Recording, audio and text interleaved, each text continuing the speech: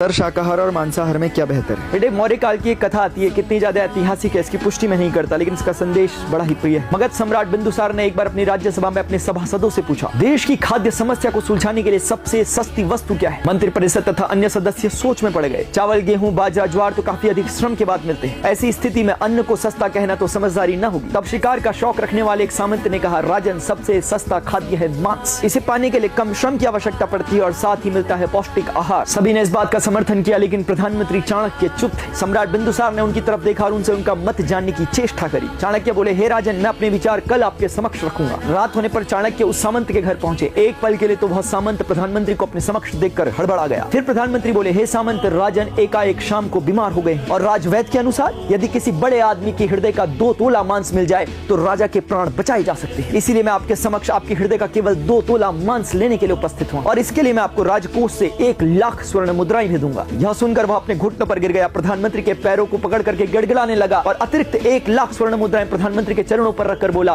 कृपया कर आप किसी अन्य सामंत के 2 तोले हृदय का मांस इससे खरीद ले। इसी प्रकार प्रधानमंत्री पूरी रात बारी बारी से प्रत्येक सामंत से मिले, लेकिन स्वाभाविक रूप से किसी के भी 2 तोले हृदय का मांस उन्हें न मिल पाया। अभी तो बदले में किसी सामंत ने 1, 2 तो किसी ने 5 लाख स्वर्ण मुद्राएं दी। इस प्रकार लगभग 2 करोड़ स्वर्ण मुद्राओं का संग्रह कर अगले दिन सूर्योदय के समय राजा के समक्ष चाणक्य प्रकट हुए। सम्राट ने पूछा, यह सब क्या है आचार्य? प्रधानमंत्री बोले, हे राजन, यह केवल 2 तोला मांस खरीदने के लिए इकट्ठी की गई धनराशि है और विडंबना तो यह है कि यह भी अपर्याप्त है। अब आप स्वयं ही विचार करें कि मांस कितना सस्ता है। हे राजन, जीवन अमूल्य है। हम ये न भूलें, जिस प्रकार हमें अपना जीवन प्यारा है उसी प्रकार से जगत के प्रत्येक प्राणी को अपने जीवन से प्यार है। लेकिन फर्क इतना है कि वह अपनी और अपनों की हत्या का मुकदमा दर्ज नहीं कर सकता और मनुष्य अपने प्राण बचाने के लिए हर प्रकार के संभव प्रयास करता है। साम, दाम, दंड, भेद, हर नीति का प्रयोग करता है। पशु बोल नहीं सकते, अपनी व्यथा को हमें बता नहीं सकते, तो क्या यह कारण पर्याप्त है उनकी हत्या कर देने का? अब मैं आपसे पूछता हूं, यदि उस जीव को जीवन देने की क्षमता आप में नहीं तो उसके जीवन को छीनने का अधिकार आपको किसने दिया?